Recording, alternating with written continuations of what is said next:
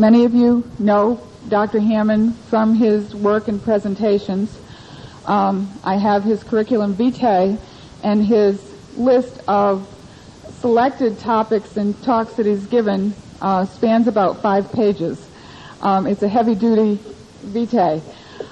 You may be familiar with him also from his recently published Hypnotic Metaphors book, a big red oversized book published by Norton 2 years ago, which has the title of Big Red.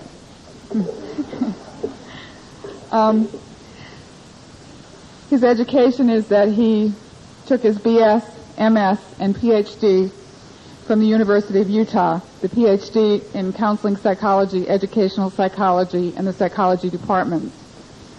He is a diplomate in clinical hypnosis of the American Board of Psychological Hypnosis, a diplomate in sex therapy, the American Board of Sexology, a clinical supervisor and board examiner, American Board of Sexology, a diplomate in marital and sex therapy, the American Board of Family Psychology, a licensed psychologist in the state of Utah, and a licensed marital and family therapist.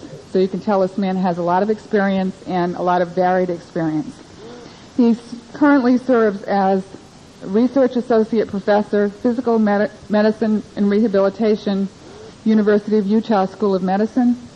He is the director and founder, Sex and Marital Therapy Clinic at the University of Utah.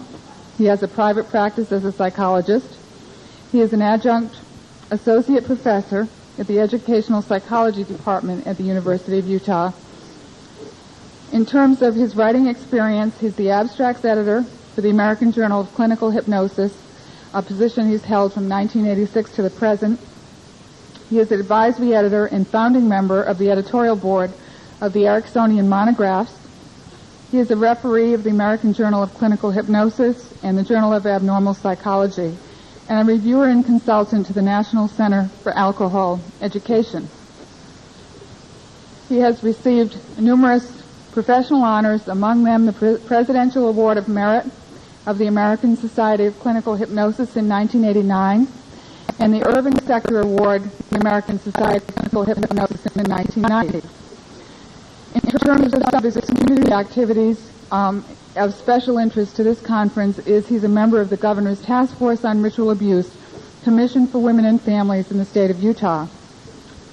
And then finally, as I said, he has a multitude of presenting and training and teaching experience. In addition to that, he is currently the president of the American Society of Clinical Hypnosis and a fellow of that organization. And as I get to his publications, he's published several books. Except I can't find them. Among them, the Handbook of Hypnotic Suggestions and Metaphors, published in 1990, W.W. Norton, Learning Clinical Hypnosis and Educational Resources Compendium in 1988, and currently has a book in preparation and under contract to W.W. Norton, Integrative Hypnotherapy, A Comprehensive Approach. Dr. Hammond is known as a foremost authority in the field of hypnosis and also as a very well-regarded educator in the field. So I urge you to welcome him, and I know we'll have a good training day. Thank you.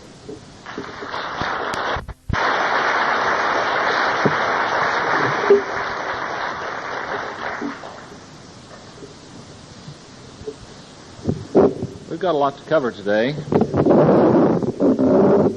and let me give you a rough approximate outline of the things that I'd like us to get into. First, let me ask, how many of you have had at least one course or workshop on hypnosis? Can I see the hands? Wonderful. Okay, makes our job much easier. Okay. I want to start off by talking a little about trance training and the use of hypnotic phenomenon with an MPD dissociative disorder population, to talk some about unconscious exploration, methods of doing that, the use of imagery and symbolic imagery techniques for managing physical symptoms, input overload, things like that. Before the day is out, I want to spend some time talking about something I think has been completely neglected in the field of dissociative disorders, and that's talking about methods of profound calming for autonomic hyperarousal that's been conditioned in these patients. We're going to spend a considerable length of time talking about age regression and abreaction and working through of trauma. I'll show you with a non-MPD patient some of that kind of work and then extrapolate from that of what I would do similar and different with MPD cases. Part of that I would add, by the way, is that I've been very sensitive through the years about taping MPD cases or ritual abuse cases. Part of it being that some of that feels a little like using patients, and I think that this population has been used enough, and that's part of the reason by choice that I don't generally videotape my work with them.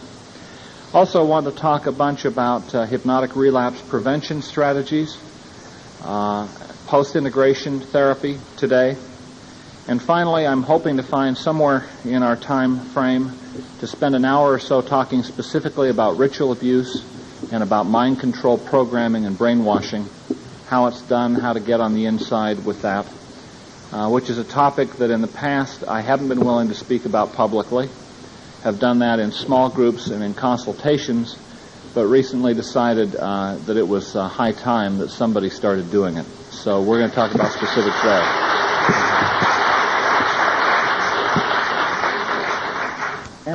Let me suggest now, we've got still a lot to cover. I would like to request that we take a 20-minute break. At least what I'll tell you is we're supposed to have a 30-minute break. In 20 minutes, I'm going to start talking about ritual abuse mind control programming. For those of you who'd like a longer break, please feel free. For those of you who want other information, I'll see you in 20 minutes.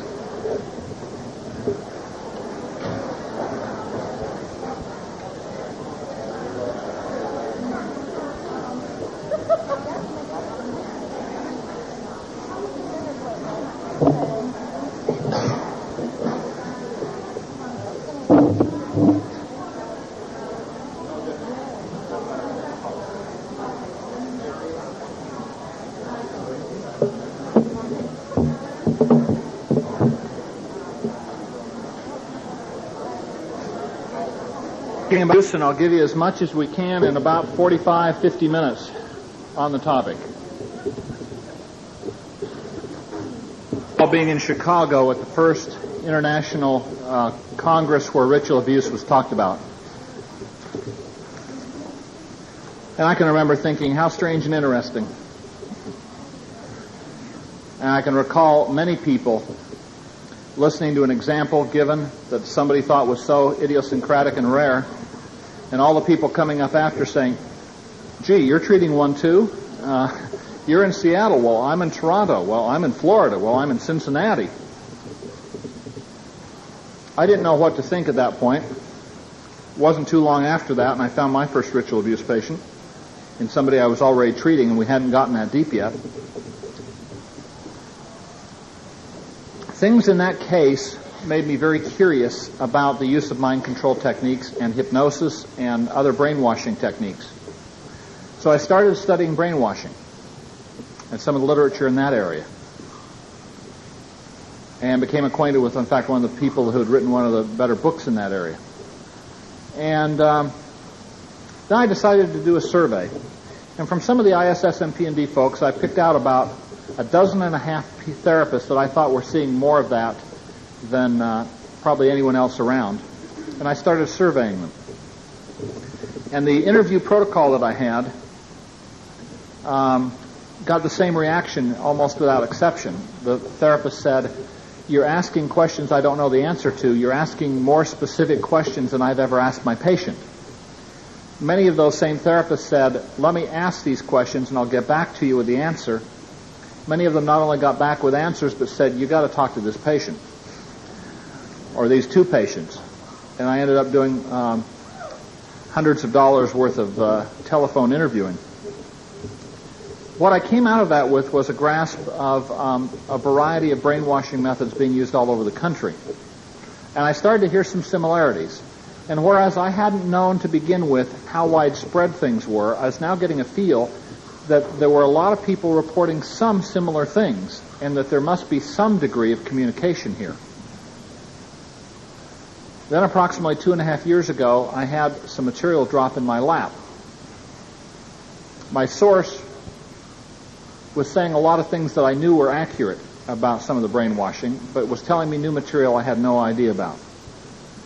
At this point, I took and decided to check it out in 3 ritual abuse patients I was seeing at the time. 2 of the 3 had what they were describing in careful inquiry without leading or contaminating. And the fascinating thing was that as I did a telephone consult with a therapist that I'd been consulting for quite a number of months on an MPD case in another state, I told her to inquire about certain things. And she said, well, what are those things? And I said, I'm not going to tell you because I don't want there to be any possibility of contamination. Just come back to me and tell me what the patient says. She called me back 2 hours later, said, I just had a double session with this patient. And there was a part of them that said, we're so excited. If you know about this stuff, you know how the cult programmers get on the inside, and our therapy is going to go so much faster. Many other patients since have had a reaction of wanting to pee their pants out of anxiety and fear rather than thinking it was a wonderful thing. But the interesting thing was that she then asked, what are these things? They were word-perfect, same answers that my source had given me and my own patients. 2 out of my 3 patients had given me. I've since repeated that in many parts of the country. I've consulted in 11 states and 1 foreign country, in some cases over the telephone, in some cases in person, in some cases giving the therapist information ahead of time and saying, be very careful how you phrase this. Phrase it in these ways so you don't contaminate. In other cases, not even giving the therapist information ahead of time so they couldn't. And when you start to find the same highly esoteric information in different states and different countries, from Florida to California, you start to get an idea that there's something going on that is very large, very well coordinated, with a great deal of communication and systematicness to what's happening. So I have gone from someone kind of neutral and not knowing what to think about it all to someone who clearly believes ritual abuse is real, and that the people who say it isn't are either naive, like people who didn't want to believe the Holocaust, or they're dirty. Now, for a long time, I would tell a select group of therapists that I knew and trusted information and say, spread it out, don't spread my name, don't say where it came from, but here's some information, share it with other therapists if you find us on target, and I'd appreciate your feedback. People would question in talks and say, they were hungry for information. Myself, as well as a few others that I'd shared it with, were hedging out of concern and out of personal threats and out of death threats. I finally decided to hell with it. They're going to kill me, they're going to kill me. It's time to share more information with therapists. And part of that comes because we proceeded so cautiously and slowly, checking things in many different locations and finding the same thing. So I'm going to give you the way in with ritual abuse programming. I certainly can't tell you everything you want to know in 45 or 50 minutes, but I'm going to give you the essentials to get inside and start working at a new level. I don't know what proportion, honestly, of patients have this. I would guess that maybe somewhere around at least 50%, maybe as high as 3/4. I would guess maybe 2/3 of your ritual abuse patients may have this. What do I think the distinguishing characteristic is? If they were raised from birth in a mainstream cult, or if they were a non-bloodline person, meaning neither parent was in the cult, but cult people had a lot of access to them in early childhood, they may also have it. I've seen more than one ritual abuse patient who clearly had all the kind of ritual things you hear about. They seemed very genuine. They talked about all the typical things that you hear in this population, but had none of this programming with prolonged, extensive checking.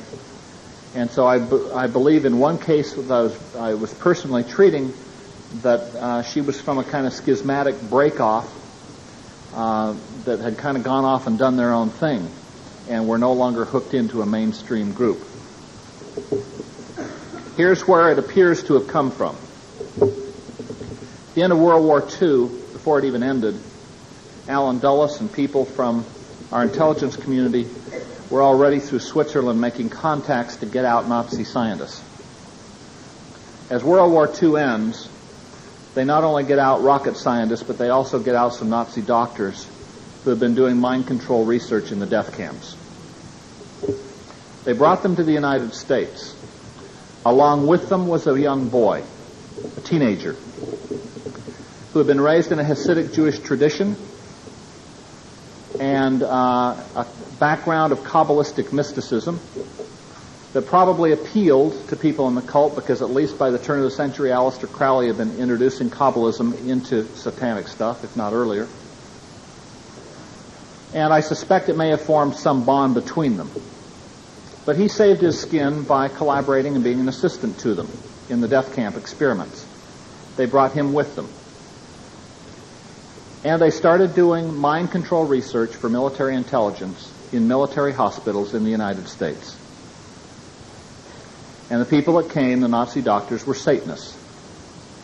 Subsequently, the boy changed his name, Americanized it some, obtained an MD degree, became a physician, and continued this work and appears to be at the center of the cult programming today. His name is known to patients throughout the country. What they basically do is they will get a child, and they'll start this in basic forms, it appears, by about 2.5, after the child's already been made dissociative. They'll make them dissociative not only through abuse, like sexual abuse, but also things like putting a mousetrap on their fingers and teaching the parents you do not go in until the child stops crying. Only then do you go in and remove it. They start in rudimentary forms at about 2.5 and kick in by year, it appears around 6 or 6.5, continue through adolescence with periodic reinforcements in adulthood. Basically, in the programming, the child will be put typically on a gurney. They will have an IV in one hand or arm. They'll be strapped down, typically naked.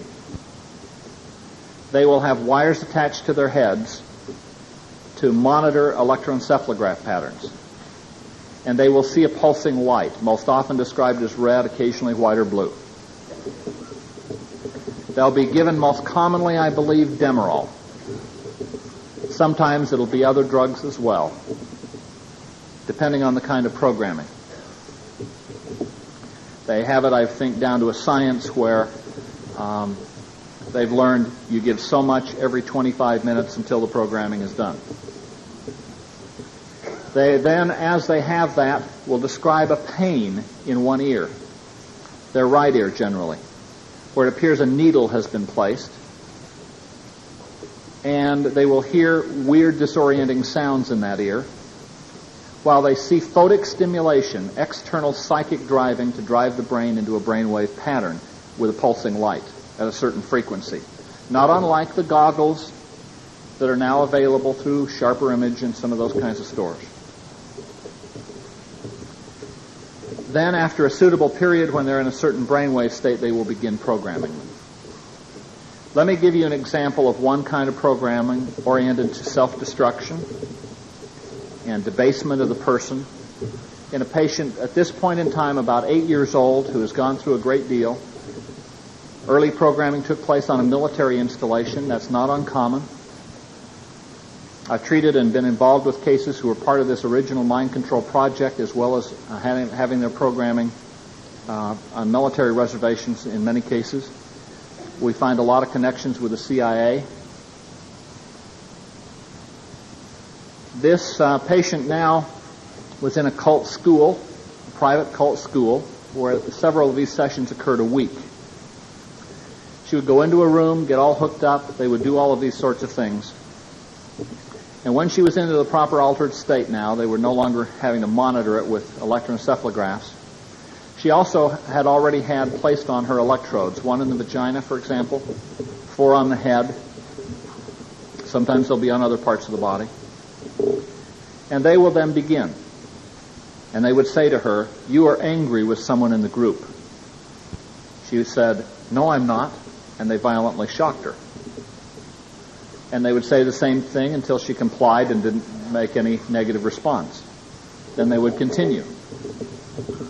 And because you are angry with someone in the group, or when you are angry with someone in the group, you will hurt yourself. Do you understand? She said no, and they shocked her. They repeated it again. Do you understand? Well, yes, but I don't want to. Shock her again till they get compliance. And then they keep adding to it. And you will hurt yourself by cutting yourself. Do you understand? And maybe she'd say yes, but they might say, "We don't believe you," and shock her anyway.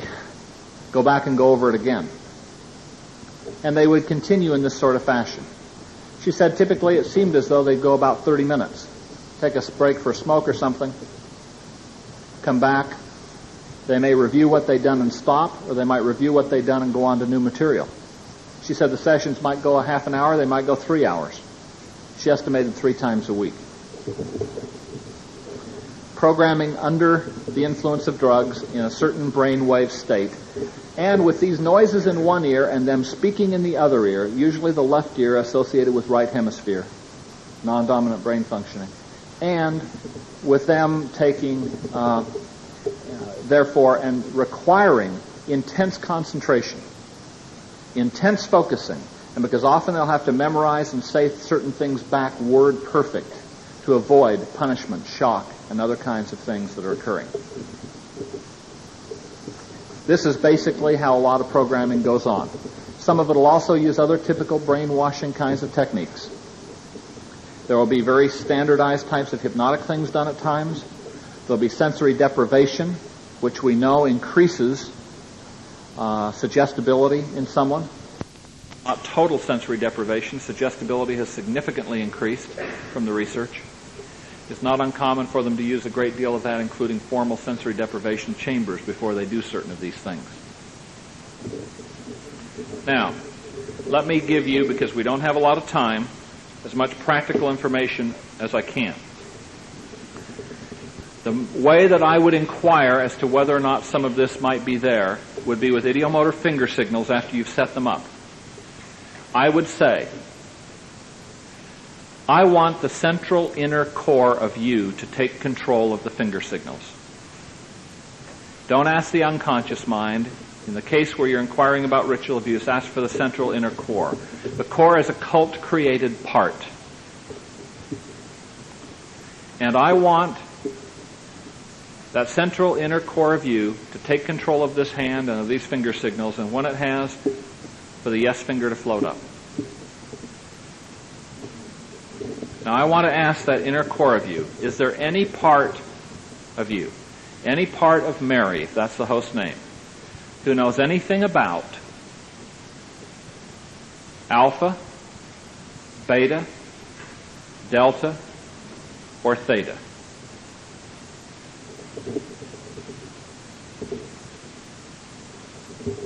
If you get a yes, it should raise a red flag that you might have someone with formal, intensive brainwashing and programming in place. I would then ask and say, I want a part inside who knows something about alpha, beta, delta, and theta to come up to a level where you can speak to me. And when you're here, say, I'm here. I would not ask if a part was willing to. No one's going to particularly want to talk about this. I would just say, I want you some part who can tell me about this to come out. Without leading them, ask them what these things are. I've had consults where I've come in and sometimes I've gotten a yes to these. But as I've done exploration, it appeared to be some kind of compliance response or somebody wanting, in 2 or 3 cases, to appear maybe that they were ritual abuse or something, and maybe they were in some way. But with careful inquiry and looking, it was obvious that they did not have what we were looking for. Let me tell you what these are. Let's suppose that this whole front row here are multiples. and that she has an alter named Helen, she has one named Mary, she has one named Gertrude, she has one named Elizabeth, and she has one named Monica. Every one of those altars may have put on it a program, perhaps designated Alpha 009. A cult person could say Alpha 009 or make some kind of hand gesture to indicate this and get the same part out in any one of them, even though they had different names that they may be known by to you.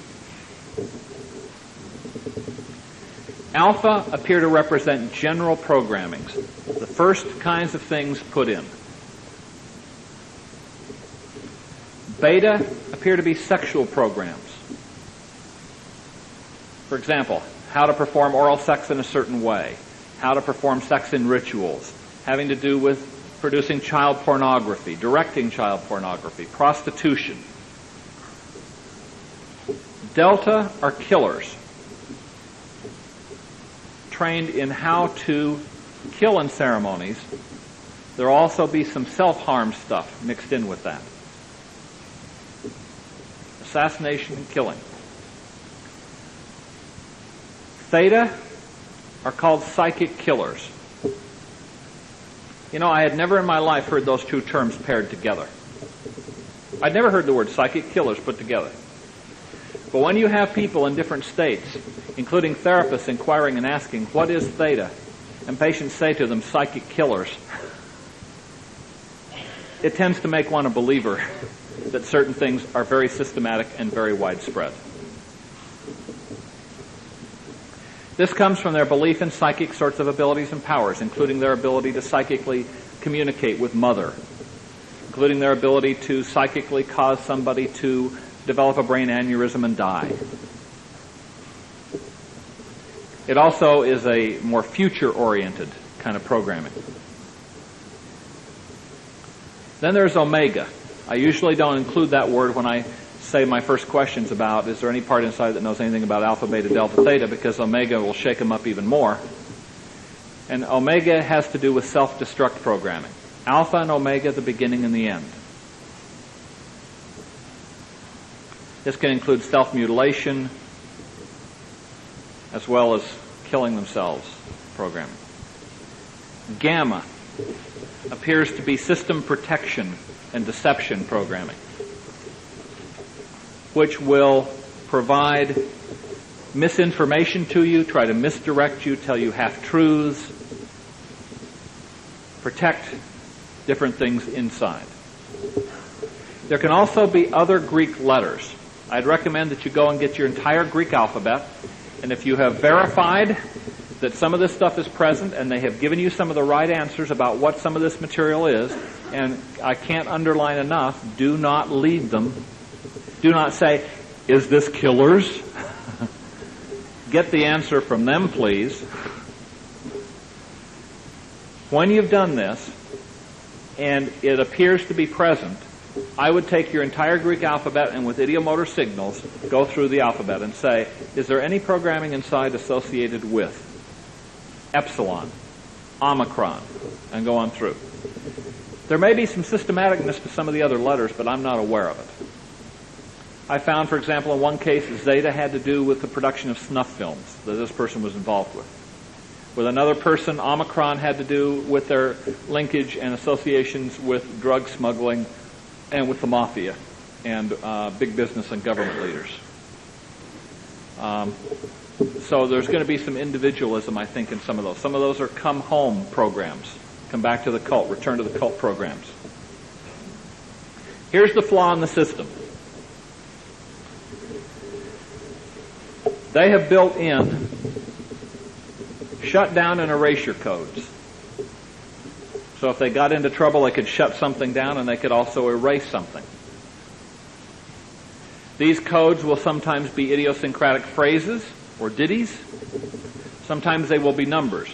1428, 3621, 964.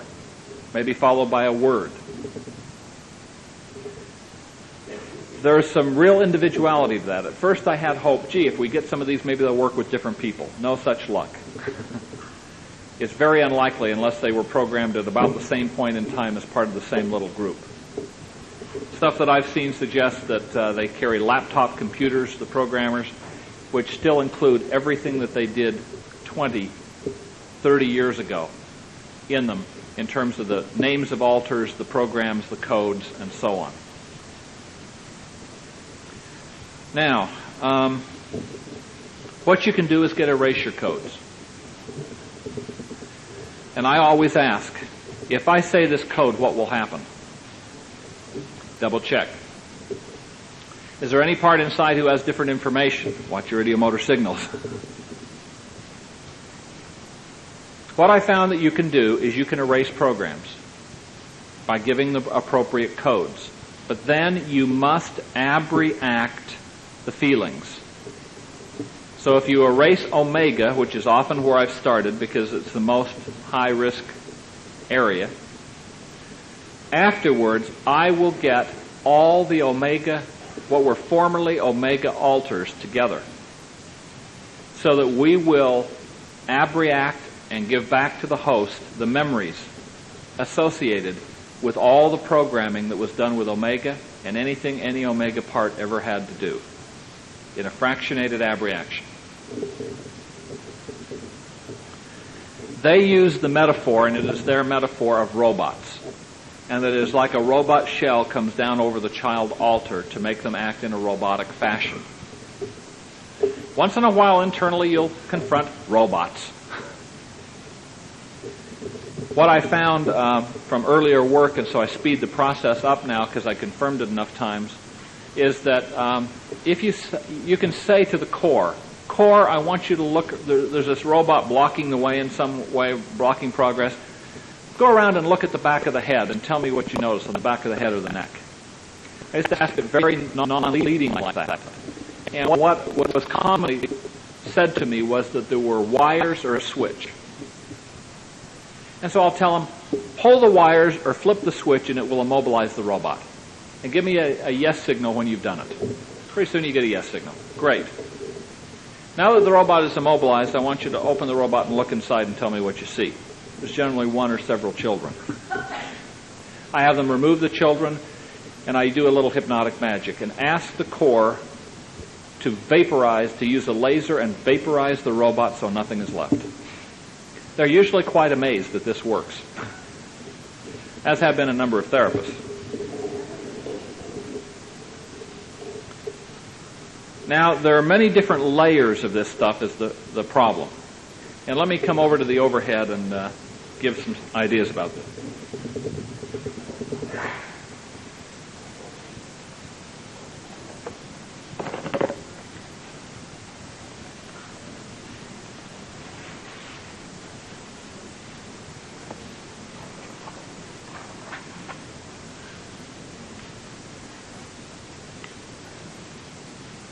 Get a different color.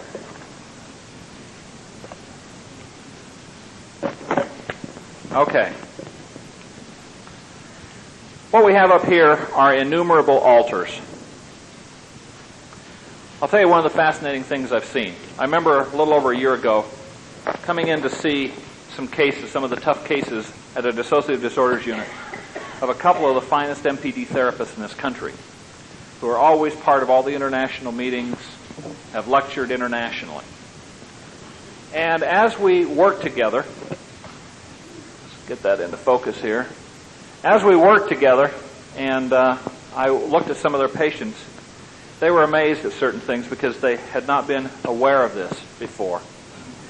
And as we worked with some of the patients and confirmed it there, I remember one woman who'd been inpatient for 3 years, still was inpatient. Another who had 1 intensive year of inpatient work with all the finest MPD therapy you can imagine. Abreactions, integrations, facilitating cooperation, art therapy, on and on and on. Journaling. Intensively for 1 inpatient year, followed by an intensive year of outpatient therapy, 2-3 hours a week. In both patients, we found out that all of this great work had done nothing but deal with the alters up here and had not touched the mind control programming. And in fact, it was not only intact, but we found that The one who was outpatient was having her therapy monitored every session by her mother out of state over the telephone, and that she still had intact suggestions that had been given to her at a certain future time to kill her therapist. Now, one of the things that I would very carefully check is I would suggest that you ask the core, not just the unconscious mind. Ask the core, is there any part inside that continues to have contact with people associated with the cult? Is there any part inside who goes to cult rituals or meetings? Is there a recording device inside of Mary, if that's the host's name? A recording device inside so that someone can find out the things that have been said in sessions. This doesn't mean they're monitored. Many of them just simply have it. Is there someone who debriefs some part inside for what happens in our therapy sessions? I have the very uncomfortable feeling from some past experience that when you look at this, you will find the larger proportion of ritual abuse victims in this country are having their ongoing therapy monitored. I remember a woman who came in and about 24 years old, claimed her father was a Satanist. Her parents divorced when she was 6. After that, it would only be when her father had visitation, and he would take her to rituals sometimes. Up until age 15, and she said, I haven't gone to anything since I was 15. Her therapist believed this at face value. We sat in my office. We did a 2-hour inquiry using hypnosis. We found the programming present, and in addition to that, we found out that every therapy session was debriefed. And in fact, they had told her to get sick and not come to the appointment with me. Another one had been told that I was cult, and that if I came, she would know that I'd been told not to come and I would punish her. If anything meaningful comes out in a patient who's being monitored like that, from what I've learned thus far, they're tortured with electric shocks. My belief is, if they're in that situation, you can't do meaningful therapy other than being supportive and caring and letting them know you care a lot and you'll be there to support them. But I wouldn't try to work with any kind of deep material or deprogramming with them, because I think it can do nothing but get them tortured and hurt unless they can get into a safe, secure, inpatient unit for an extended period of time to do some of the work required. And I have a feeling that when you make inquiries, you're going to find that probably greater than 50% of these patients, if they're bloodline, meaning mother or dad or both involved, will be monitored on some ongoing basis. Now, when you come below the altars, you then have alpha, beta, delta, theta, so on and so forth, the Greek letter programming. And they will then have backups. Backup programs. There will typically be an erasure code for the backups.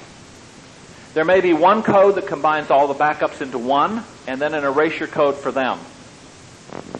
Or simply one code that erases all the backups. So, I will get the code for, let's say, omega, and for all the omega backups at the same time. After I've asked about what will happen if I give this, I will give the code. And then I will say, what are you experiencing? They often describe computers whirring, things erasing, explosions inside, all sorts of interesting things. I've had some therapists come back and say, my Lord, I had never said anything about robots, and she said something about robots vaporizing. I remember one therapist who had been with me in several hypnosis workshops consulted with me about a crisis MPD situation, and I told her to inquire about alpha, beta, delta, theta. She did. She got back to me. She said, yeah, I get an indication it's there. What is it? I said, I'm not going to tell you. Go back and inquire about some of this. And we set an appointment for a week or so hence.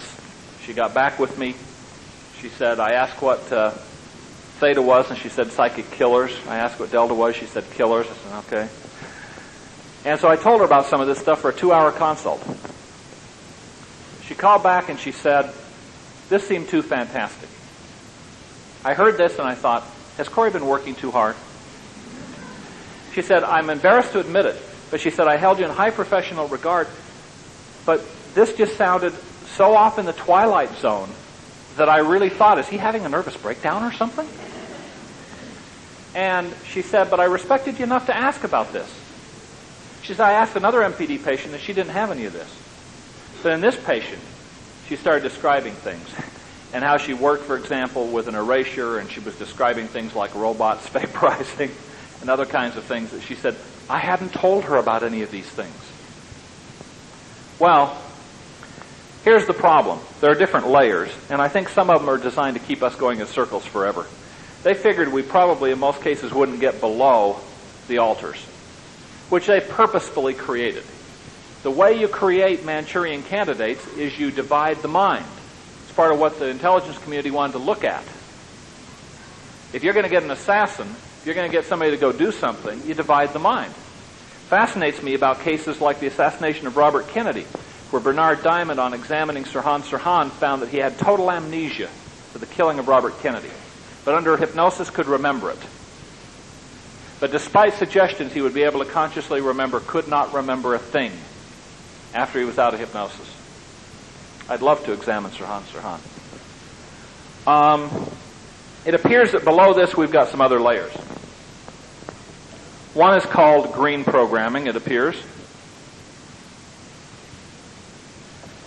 And isn't it interesting that the doctor's name is Dr. Green? One of the questions I'll ask in a way to not contaminate is, after I've identified some of this stuff is there and they've given me a few right answers about what some of it is, if there were a doctor associated with this programming and his name were a color, like Dr. Chartreuse or something, if his name were a color, what would the color be? Now, once in a while, I've had some other colors mentioned in about 3 or 4 patients that I felt were trying to dissimulate in some way, and I don't really believe had this. In one case, I got another color, and I found out later it was a doctor whose name was a color who was being trained by Dr. Green almost 30 years ago. And he supervised part of the programming of this woman under this doctor. Remember, one woman couldn't come up with anything. No alter would speak up with anything. I said, okay, and we went on to some other material. About 2 minutes later, she said, Green. Do you mean Dr. Green? We found this all over. There appears to be some green programming below that, and I suspect that it has a structure sort of like this, that you get down to fewer and more essential programs the deeper you go. Below green programming is ultra green. And the green tree. Kabbalistic mysticism is mixed all into this. If you're going to work with this, you need to pick up a couple of books on the Kabbalah. One is by a man named Dion Fortune, D-I-O-N, Fortune, F-O-R-T-U-N-E, called the Kabbalah with a Q. Dion Fortune. Another is by Ann Williams-Heller. Ann Williams-Heller. And it is called the Kabbalah with a K. K-A-B-B-A-L-A-H, I believe. It's a $10 quest book. Ann Williams-Heller. H-E-L-L-E-R. Ann Williams-Heller. The Kabbalah. K-A-B-B-A-L-A-H. I knew nothing about the Kabbalah. It was interesting. A patient had sat in my waiting area, got there considerably early, and drew a detailed, multicolored Kabbalistic tree over 2 years ago. And it took me 2 months to figure out what it was. Finally showing it to somebody else who said, that looks an awful lot like a Kabbalistic tree. And that rang a bell with some esoterica in an old book, and I dug it out. That was the background of Dr. Green. Now, the interesting thing about the green tree is his original name was Greenbaum. What does Greenbaum mean in German? Green tree. Ultra green in the green tree. I've also had patients who didn't appear to know that his original name was Green, volunteered that there were parts inside named Mr. Greenbaum. Now let me give you some information. I'll just leave that up for a minute.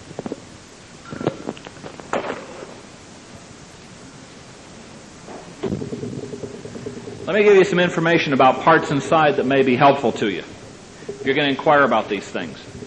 Because my experience is one part will give you some information and either run dry or get defensive or scared and stop. And so you punt and you make an end run and you come around the other direction, you find another part. I'll tell you several parts to ask for and ask if there's a part by this name. And by the way, when I'm screening patients and fiddling around with this, I throw in a bunch of spurious ones and ask, is there a part inside by this name and by that name as a check on whether or not it appears genuine. For example, in addition to the core, I ask, is there a part inside named wisdom? Wisdom is part of the Kabbalistic tree. Wisdom, I've often found, will be helpful and give you a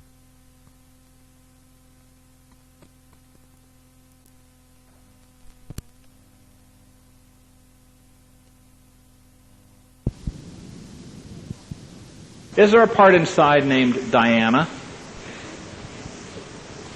I mean, I may throw in all sorts of things. Is there a part inside named Zelda?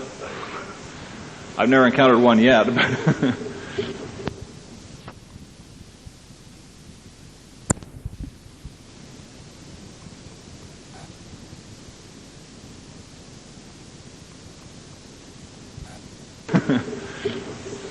Just to see what kind of answers we get.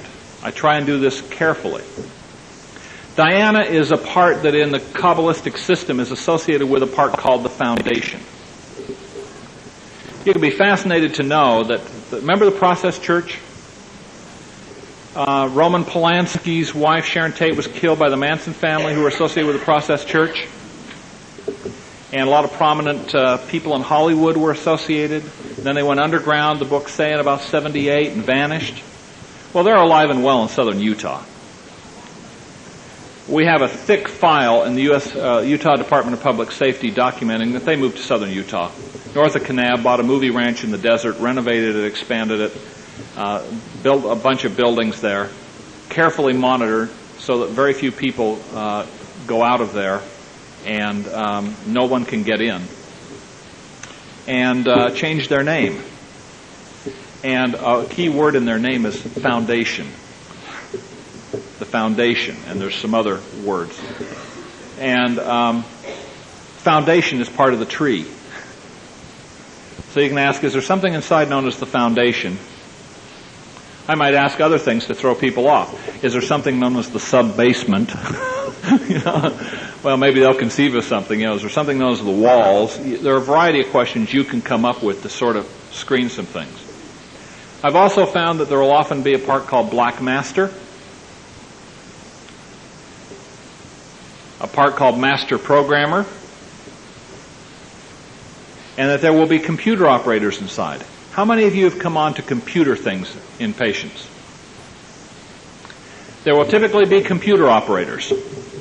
Computer operator black, computer operator green, computer operator purple. Sometimes they'll have numbers instead. Sometimes they'll be called systems information directors. And you can find out the head one of those. They'll often be a source of some information for you. I will ask inside, is there a part inside named Dr. Green? You'll find that there are, if they have this kind of programming, in my experience. And usually with a little work and reframing, you can turn them and help them to realize that they were really a child part who's playing a role and they had no choice then, but they do now. And that they played their role very, very well, but that they don't have to continue to play it with you because they're safe here. And that in fact, if the cult simply found out that you'd talked to me and that you had shared information with me, you tell me, what would they do to you? To emphasize that the only way out is through, and that they need to cooperate and share information and help me, and that I'll help them. So all of these parts can give you various information. Now they have tried to protect this very carefully. Let me give you an example with Ultra Green. I've discovered this, by By the way, I used to think this programming was only in bloodline people. I've discovered it in bloodline people, but it's a bit different. They don't want it to be just the same. And I don't think you'll find deep things like ultra green, and probably not even green programming at this deep or with non-bloodline people. But let me tell you something that I discovered first in a non-bloodline and then in a bloodline.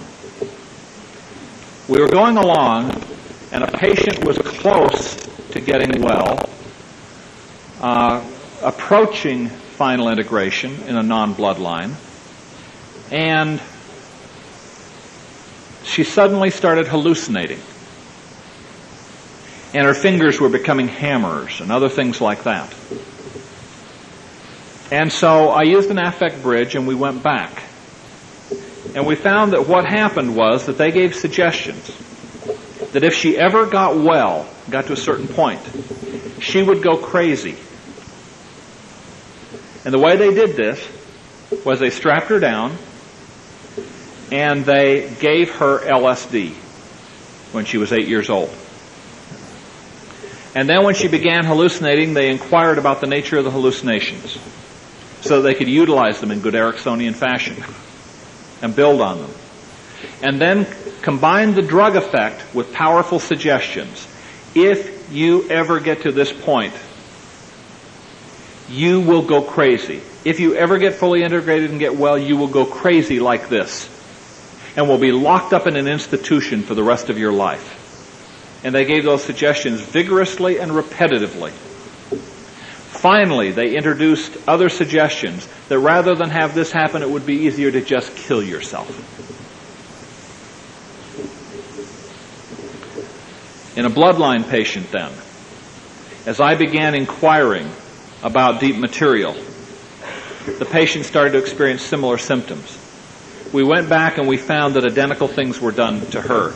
And this was called the Greenbaum, B-O-M-B. Lots of interesting internal consistencies, like that play on words with Dr. Greenbaum, his original name. Now, in this case, it was done to her at age 9 for the first time. And then, only hers was different. Hers was a suggestion for amnesia. If you ever remember anything about ultra green and the green tree, you will go crazy. You will become a vegetable and be locked up forever. And then finally the suggestions added, and it'll be easier to just kill yourself than have that happen to you. If you even remember it. At age 12 then, 3 years later, they used what sounds like an Amytal interview to try to breach the amnesia and find out if they could. They couldn't.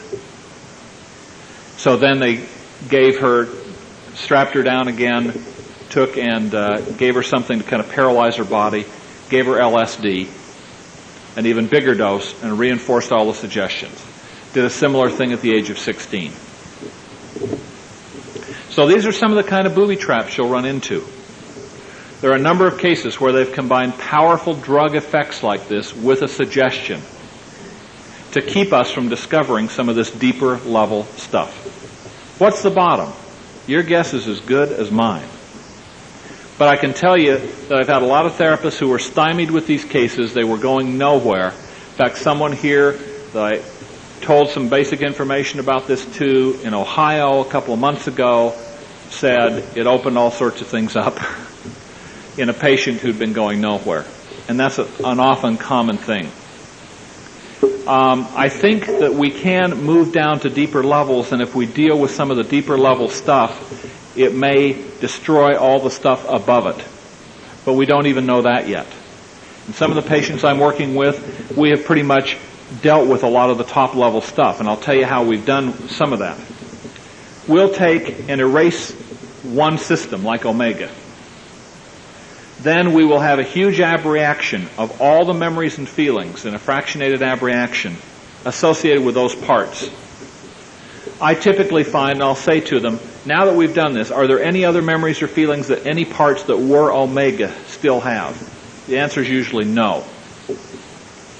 At that point, I will say I usually find that at this point in time, the majority, if not all of those parts that used to be omega no longer feel a desire or need to be different, realizing that you were split off originally by them and want to go home to marry and become one with her again. And I use the concept often now, which came from a patient, of going home and becoming one with her. Going back from whence you came is another phrase I'll use with them. Are there any omega parts inside who do not feel comfortable with that, or have reservations or concerns about that? If there are, we talk to them, we deal with them. A few may not integrate. My experience is most of the time they'll integrate, and we may integrate 25 parts at once in a polyfragmented complex MPD. I think it is vitally important to abreact the feelings before you go on. Also, many patients it hasn't seemed to matter the order we go in, but I found a couple where it has. If it doesn't seem to matter, I'll typically go omega, then delta because they have more violence potential, then gamma to get rid of the self-deception stuff. If that isn't working, or rather, what I will do before I just assume anything and do that is once we've done omega and showed them that success can occur and something can happen and they feel a relief after, I will say to them, I want to ask the core through the fingers, is there a specific order in which programs must be erased? Now, maybe it doesn't matter, but is there a specific order in which they must be erased? Most of the time I found no. There are cases where we found yes. I recommend doing one or two or three of those because they'll produce relief and a sense of optimism in the patient. But then I would recommend starting to probe for the deeper level things and getting their input and recommendations about the order in which we go. Question? What has been the typical age and the typical gender of this type of person? I know of this being found in men and women. Most of the patients I know MPD ritual abuse who are being treated are women, however. But I know of some men being treated where we've found this. A while back I was talking to a small group of therapists somewhere. I told them about some of this.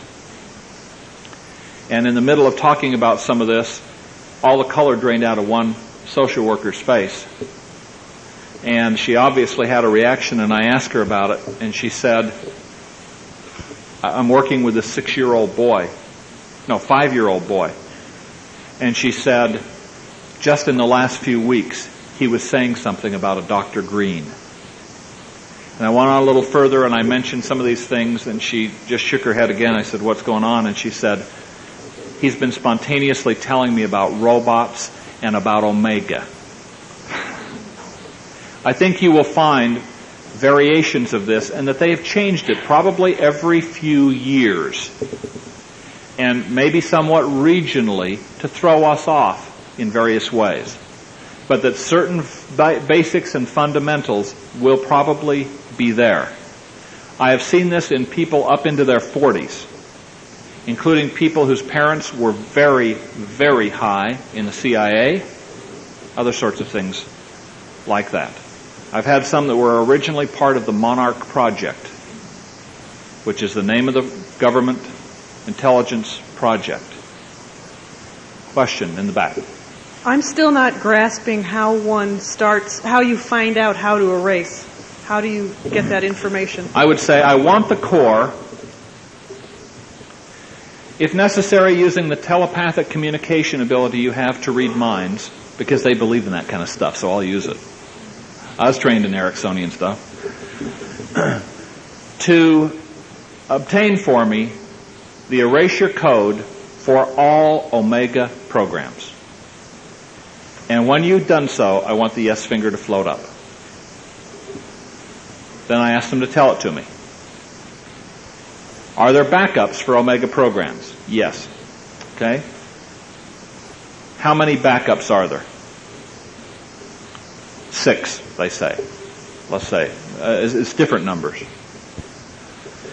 Is there an erasure code for all the backup programs? No.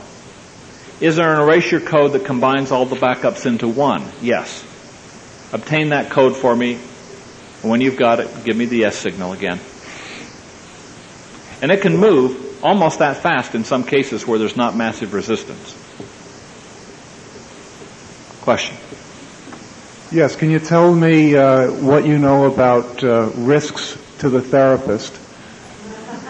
What kind of data? You would have to ask. Yeah, I'd like to know that. What kind of data do you have, given that you've had contact with large numbers of people? Not just threats, but also any injury, any family problems that have arisen? That's one question. The second one is, are you aware of anybody that you've treated or others with this level of dissociation and trauma that have recovered, integrated, whole, and happy? Okay. I have one non-bloodline multiple, complex multiple, who had this kind of programming where they had a lot of access to the patient as neighbors and with a doctor. By the way, you'll find physicians heavily involved. They've encouraged their own to go to medical school, to prescribe drugs, to take care of their own, to get access to medical technology and be above suspicion. There have been a couple, in fact, in Utah who have been nailed now. We now in Utah have 2 full-time ritual abuse investigators with statewide jurisdiction under the Attorney General's office to do nothing but investigate this. Okay? And in a poll done in the state of Utah in January by the major newspaper and television station, they found that 90% of Utahns believe that ritual abuse is genuine and real. Not all of them believe it's a frequent occurrence, but some of that in part from 2 years of work by the Governor's Commission on Ritual Abuse, interviewing, talking, meeting people, gathering data. And when people say, by the way, there's no evidence, they've never found a body, that's baloney. They found a body in Idaho of a child. They've had a case last summer that was convicted on first-degree murder charges. 2 people that the summer before that were arrested where the teenage girl's finger and head were in the refrigerator. They were convicted of first-degree murder in Detroit. There have been cases and bodies. Back to risk. I know of no therapist who's been harmed. Proceed. Inform us that there will come a future time where we could be at risk of being assassinated by parts of patients who have been programmed to kill at a certain time anyone that they've told and any member of their own family who's not active. If that would come about is speculative. Who knows for sure? Maybe. So I don't think it's entirely without risk. Question in the back. It seems to me that... I can't quite hear you. Oh, I'm sorry. I'm not used to talking to microphones. It seems to me that there seems to be some similarity between these kinds of programming and those people who claim that they've been abducted by spaceships and have had themselves physically probed and reprogrammed and all of that sort of thing.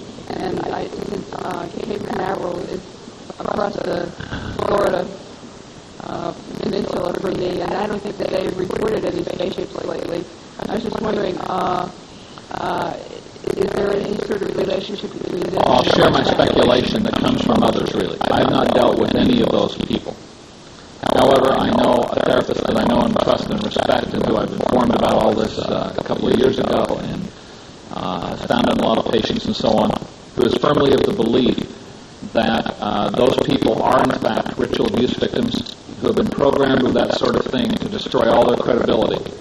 Because somebody's come in reporting abduction by a flying saucer, who's going to believe them about anything else in the future? And also is the kind of thing that can be pointed to and said, this is as ridiculous as that.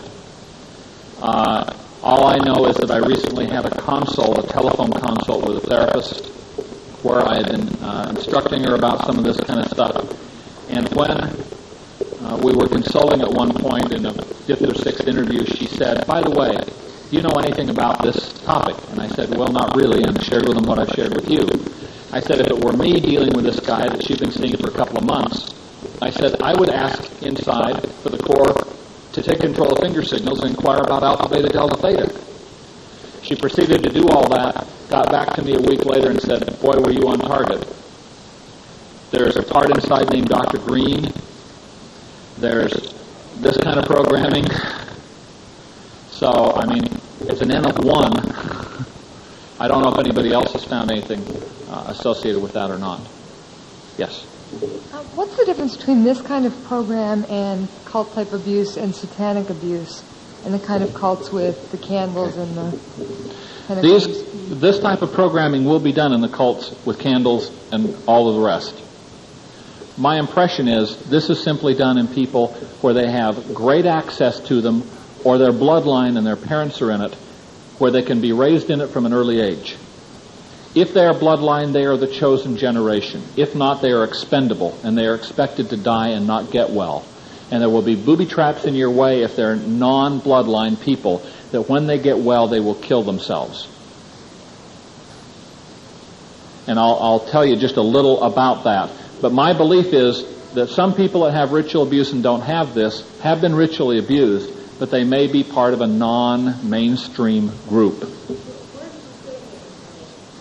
The Satanism comes in the overall philosophy overriding all of this.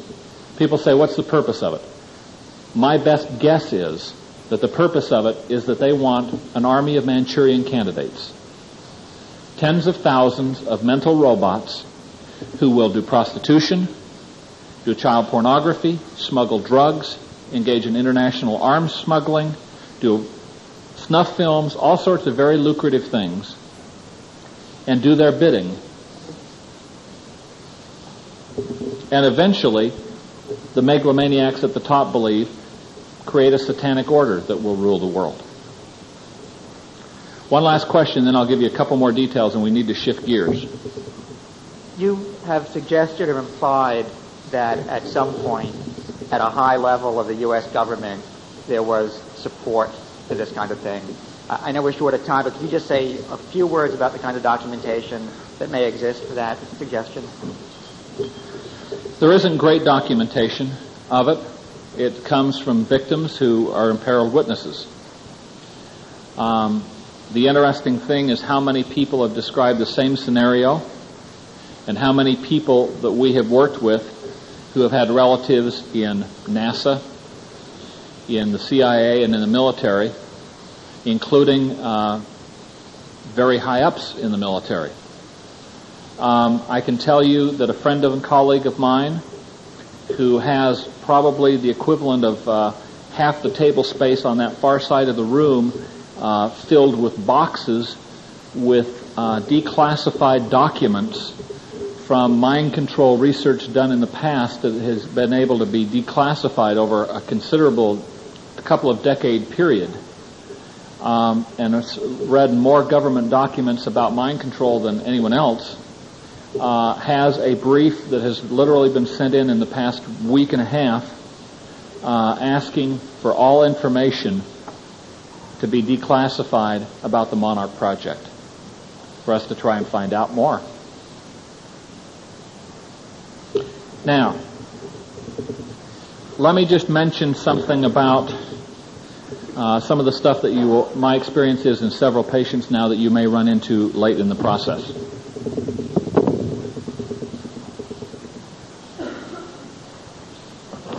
I know I'm throwing a lot at you in a hurry.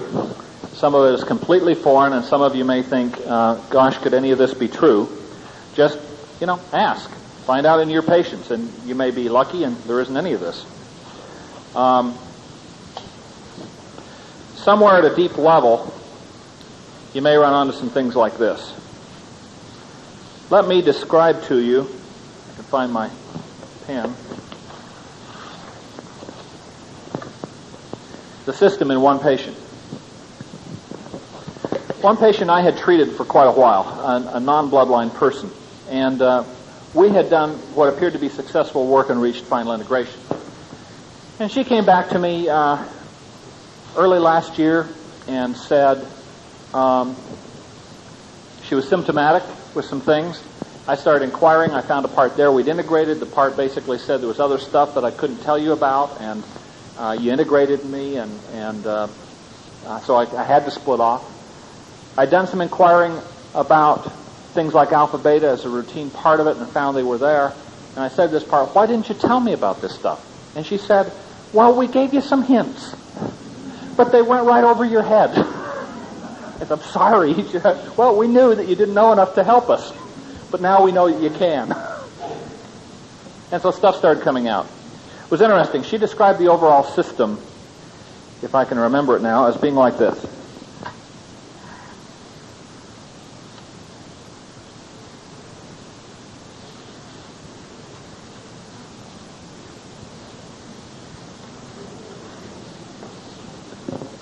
The circle represented harm to the body. A system of alters whose primary purpose was to hurt her, including symptoms like Munchausen's, self-mutilation, other kinds of things. Each of the triangles represented still another, different system. She said, with the exception of me, this one part, you dealt with the whole circle with the work that we did before, but you didn't touch the rest of the stuff. Okay. In the middle of all this was still another system consisting of the Kabbalistic tree,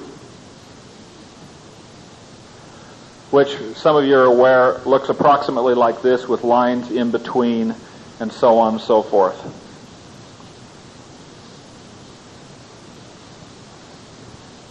There's a rough approximation.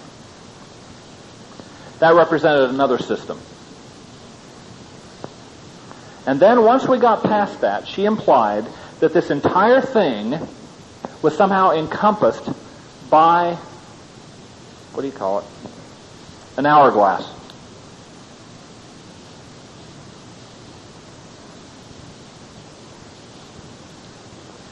And I kept thinking we were at final integration. And then I find some other parts. This person had an eagle-eye husband who was watching for certain things that we found to be reliable indicators. And so often I would get evidence of dissociation within a few days that would be subtly picked up. And what we found was I continued to find evidence of dissociation. And I'd find parts, and finally this part, as I kind of got angry with him and said, why when I give these idiomotor inquiries am I getting lied to? And this part said, because you don't understand. You're going to get us all killed. And we started talking, and then she basically said, it's been programmed so that if you succeed and think you've succeeded, you will fail. They build it in as a way to laugh at you. That if you ever get us integrated, we will die. And here's what she said.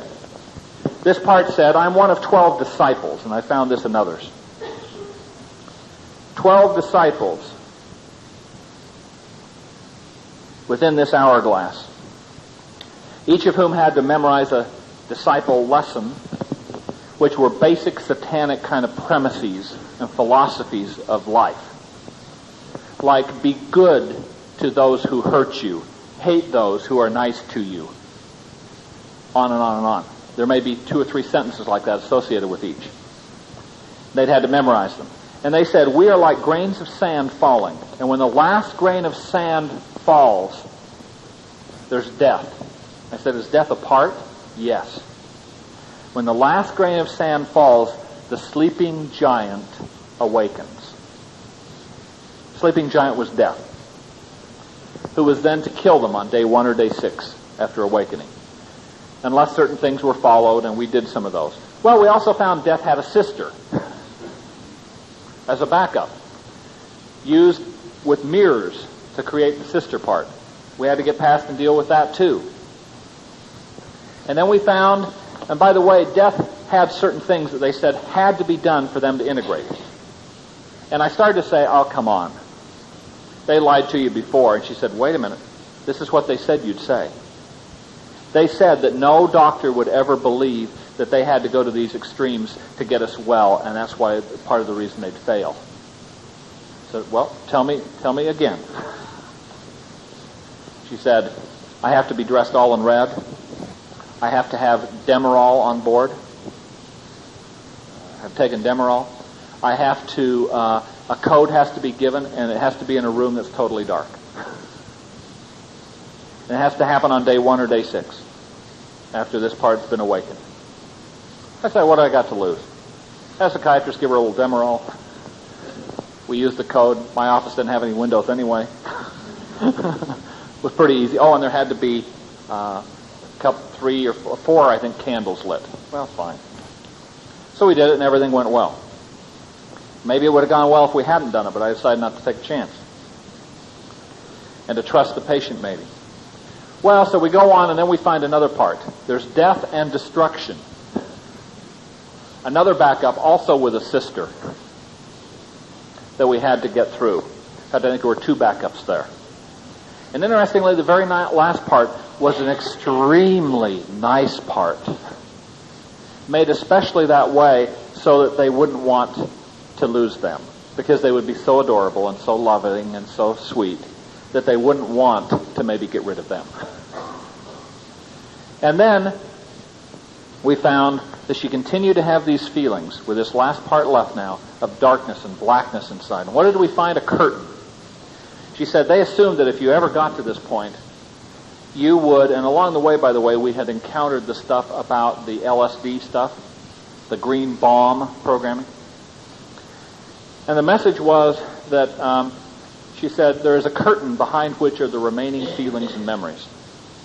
But it can't be opened from the middle. It's like a stage curtain. It has to be opened this way. But it can't be opened. They assumed that you would try and deal with all the feelings. That can't be opened until you've dealt with that last part, and they've integrated. And so far, it looks like we've got integration that's holding. So I found death and destruction and the hourglass in non-bloodline. The tree and the hourglass, this patient informed me, were made of sand because we were meant to die. We're expendable. We're the unchosen generation. I've heard variously that it's crystals or blood that fill the hourglass in bloodline people. And by the way, you can do real simple things like turn the hourglass on its side so nothing can fall out, so time stands still to be able to do certain kinds of work. Spread the grains of sand on the seashore so that they can't be numbered, and the time will not be counted.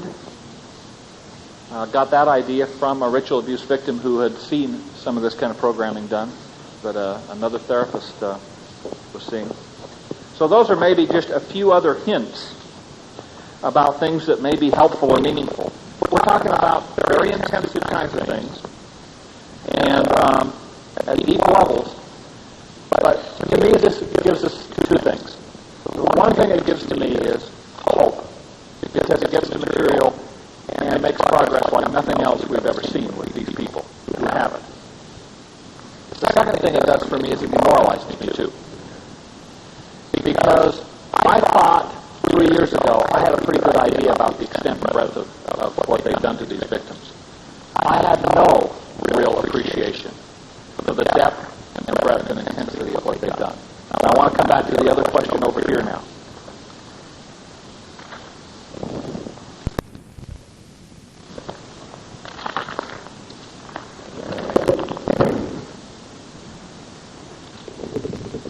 The other question is how many of them can get well? We don't know. Most things in the mental health profession, we accept that 2/3 of patients are going to improve, maybe 70%. There's very little we can get everybody well. I think one of the sad things we have to face is that many of these patients will probably never be well. My personal belief is that if they are being messed with, their only hope of getting well is if they can somehow get out of contact. Now, I know patients who have gone to other states and simply have deep-level alters, pick up the phone and call and say, this is our new address and phone number, so they can be picked up locally. I'm in an inpatient unit for an extended period of time. If they are in a cult from their area and they're still being monitored and messed with, my own personal opinion is we can't get them well and can't offer more than humanitarian caring and supportiveness. Lots of therapists do not like to hear that. That's my opinion.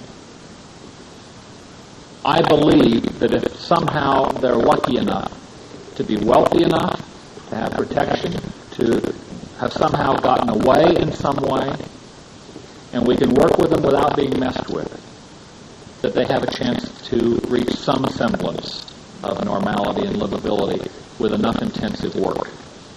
My own personal belief is I don't think anybody with this kind of programming is well in this country yet. There's some who are well along the way. I've got a couple who are well along in their work and have done a tremendous amount, but they're clearly not well yet.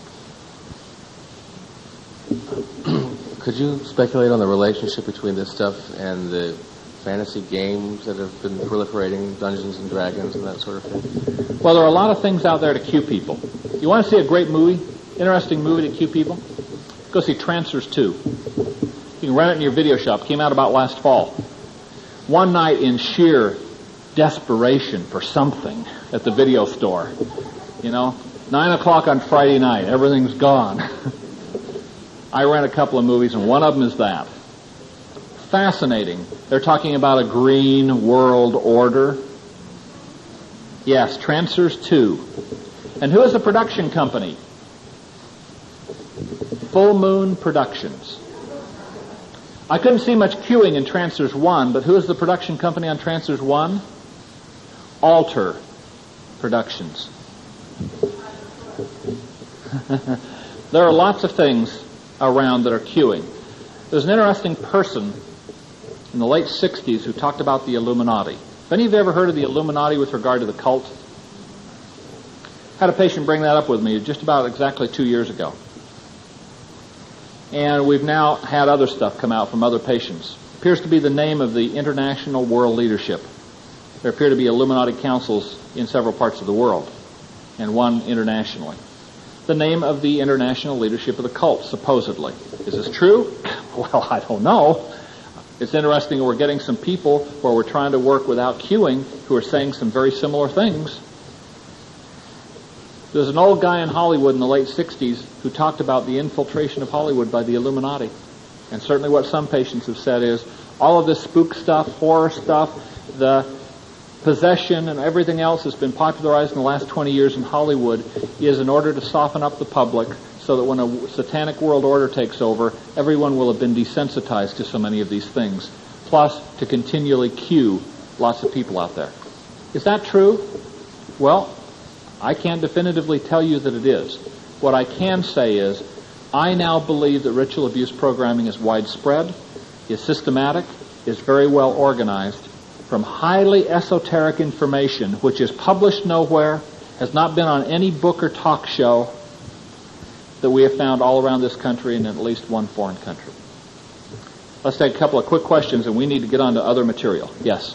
Do you have any techniques for decreasing your level of uncertainty that a patient, you can't do it grammatically, that a patient is or is not being still tampered with, messed with, as you said? Just that I would ask several of the parts I've inquired about. Core, Diana, Wisdom, Master Programmer, several parts inside I would ask about these sorts of things. And I would keep asking it. As you do additional work and get a bit further, I would ask again to find out. In the back. I wonder if you've heard or you know of the Martin Luther bloodline. The what? Martin Luther bloodline? I know nothing about the Martin Luther bloodline. I'll give you one other quick tip. Ask them about an identification code. There's an identification code that people have. It will involve their birth date. It may involve places where they were programmed. And it will usually involve a number in there that will be their birth order, like 02 if they were second born. And it will usually involve a number that represents the number of generations in the cult if they are bloodlines. I've seen up to 12 now. 12 generations. I've seen a lot of the things you've been describing today in several patients. I wanted to ask you a question about the 7 systems. You mentioned something about systems here. Are there 7 systems? There have been that described in some patients, yes. The 7 systems. Could you say what that is, or a little about I don't think we know enough to know what it is. Honestly. I think it may have to do with 7 Kabbalistic trees. Have you ever had any evidence where any of these people have been tagged, and there have been anything on their body parts that might be related to this?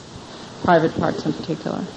Well, there's certainly people that have had tattoos, that have had a variety of other kinds of things, some of which have been, documented in cases. But I mean, to say, well, maybe they did that to themselves or had it done consciously. I mean, to really prove something, not that occurs to me right off the bat.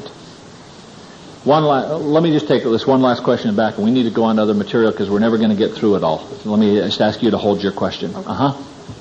Not a question, but I wanted to say, for myself personally and perhaps for others here as well, I wanted to thank you very sincerely for choosing this time to come forward. Welcome.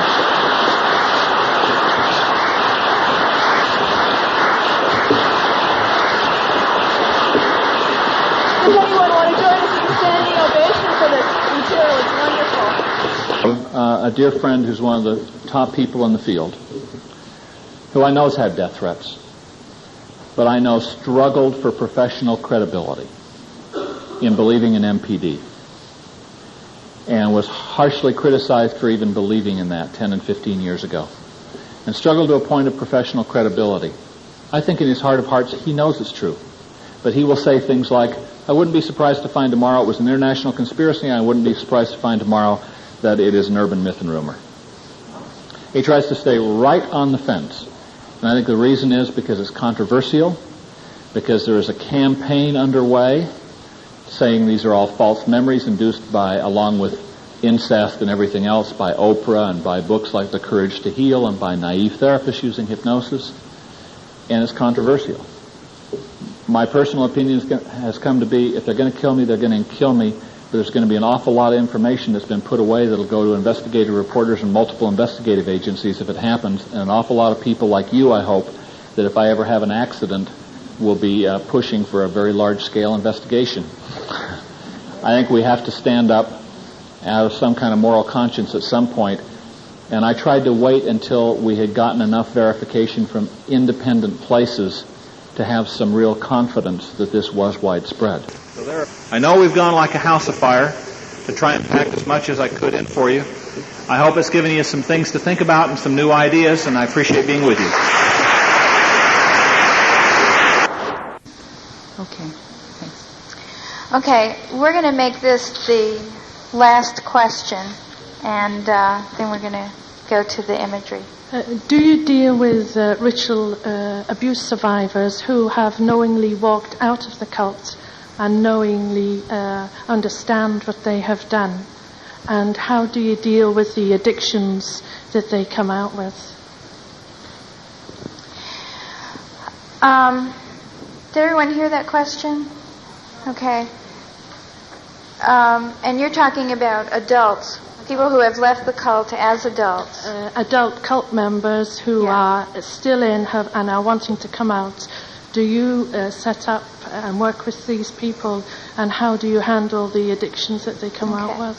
I've never worked with anybody who came into my office and says, I've just walked out of a cult, I want help. No, has decided. Yeah. Mostly I've worked with folks that this has been uncovered. They've been amnestic for it for quite a while in therapy before they even come up with it. And I think that what you're working with there is a perpetrator. I mean, that you need to do perpetrator treatment with a multiple or whatever, but that you have to address the perpetration behavior before you can, treat them just as a survivor. And of course, their own abuse is going to be a part of the perpetrator treatment. Did you go to Mark Schwartz's workshop? Okay. Get that tape. Okay. Mark Schwartz did one on sexual compulsivity, and he talks about treating perpetrators, and he gives a case example of someone who came in with what he thought was just going to be compulsive masturbation, and it turned out he had a cult member. And so I think that tape would be real interesting. I think with the addictions, I was thinking more of the compulsive blood drinking besides the sexual compulsivity, the other addictions that come with it, and that kind of behavior? Well, I think you work with those kinds of compulsions in the same way that you work with hand-washing compulsions. Right. It's the same process to work with, or if you're coming at it from an addiction standpoint, to work with it that way. Sometimes medication like anafranil is useful in curbing compulsion, obsessive compulsion components. But other than that, you're going to do, excuse me? Try what? Naltrexone. There's been limited success with naltrexone, which is an opioid receptor blocker, so that they don't get the endorphin release with a behavior like cutting that gives them a high from doing it, that gives them the physiological reinforcement to do it again. Let me just say, someone asked a question about working with addictions during the break, too. And the other thing I want to say about that is that you have to find out which alters have the addictions and work with those alters. And then you've also got to contract about the other parts not sabotaging the recovery, contracting around which parts need to go to AA meetings or NA meetings, whatever, and how other parts are going to help them get there. Who's going to be present when. That you really have to have a lot of contracting in place. Okay.